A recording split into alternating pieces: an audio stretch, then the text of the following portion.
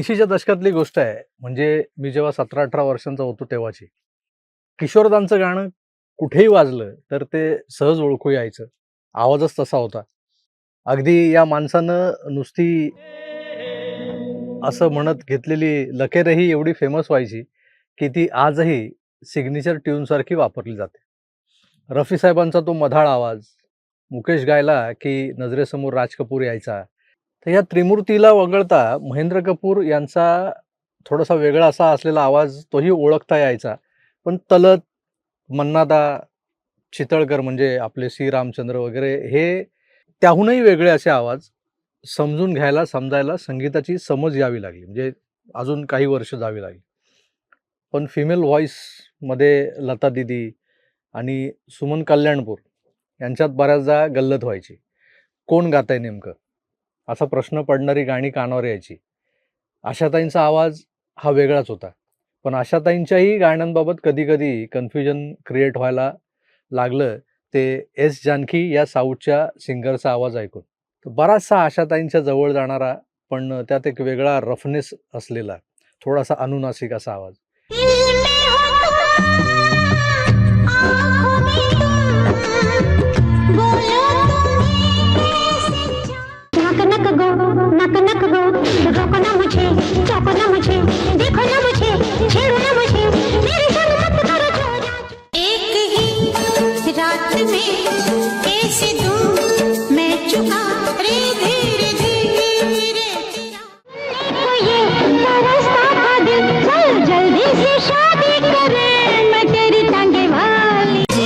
किस्मत अपनी देखो तो हिम्मत अपनी मस्ती में दिल गा रहा.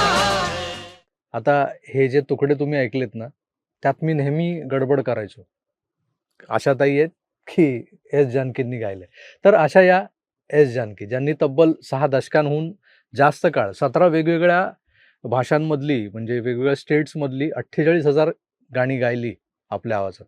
आणि अशा या एस. जानकींना मी स्वतंत्रपणे त्यांच्या आवाजानं ओळखायला लागलो आणि काही मित्रांना मग मी कोडी घालायला लागलो, की ओळख कोणाचा आवाज आहे. एखादं पर्टिक्युलर गाणं वाजत असलं त्यांचं, की मग 99% उत्तर यायचं आशाताईंचा आवाज आहे, आशा भोसले. पण आवाज असायचा एस. जानकीजींचा. असो, तर या इंट्रोमधून एस. जानकी म्हणजे आशा भोसलेंची नक्कल करणाऱ्या गायिका अशी त्यांची ओळख करून देण्याचा माझा अजिबात हेतू नव्हता. तर दक्षिणेतली अशी एक गायिका जी तिकडे तर सुपर डुपर हिट होतीच. हिंदीतही तिनं कमाल केली होती. अशा या नाईटिंगेल ऑफ डेक्कन जानकी अम्माचं परवा 11 जुलैला निधन झालं. अलीकडेच आपल्या आशाताईही गेल्या. तसं पाहिलं तर जानकी अम्मांना 33 डिफरंट स्टेटचे बेस्ट फिमेल सिंगर अवॉर्ड्स मिळाले. राज्य पातळीवरचे. 4 वेळा बेस्ट फिमेल सिंगरचं नॅशनल अवॉर्ड मिळाले. पण 2013 साली याच जानकी अम्मांना केंद्र सरकार पद्मभूषण देत होतं. पण अम्मांनी ते नाकारलं.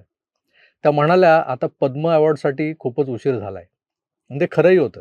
जानकी अम्मांनी प्रादेशिक बंधनं तोडत 48,000 गाणी गात संगीत रसिकांना एक प्रकारे संमोहित करून टाकलेलं असताना, त्यांना योग्य वेळी या अशा मोठ्या सन्मानाची जी गरज होती, तेव्हा ते सन्मान दिले गेले नाहीत.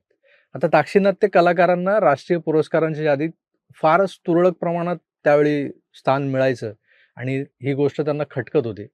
म्हणून त्यांनी हा पुरस्कार नाकारला. काही जण यापुढेही असंही जोडतात, की त्यांना भारतरत्न दिलं जावं अशी त्यांची अपेक्षा होती. तर खरं खोटं देव जाणो, पण मला हा कोणाचा तरी खोडसाळपणा वाटतो. जानकी अम्मा या दक्षिणेतल्या अनेक भाषांमध्ये गायल्यात आणि त्यांनी संगीतही दिलेलं आहे. गायक आणि संगीतकार यांच्यात फरक असतो.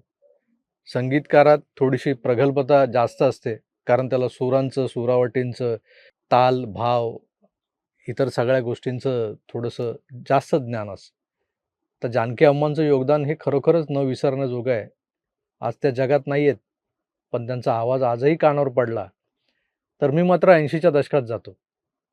ओळख पाहू कोण गातंय. संगीताचं जेवढ्याच तेवढं ज्ञान असलेल्या वयातही मला हा वेगळा आवाज ओळखता यायला लागला. याचं मलाच कौतुक वाटायचं.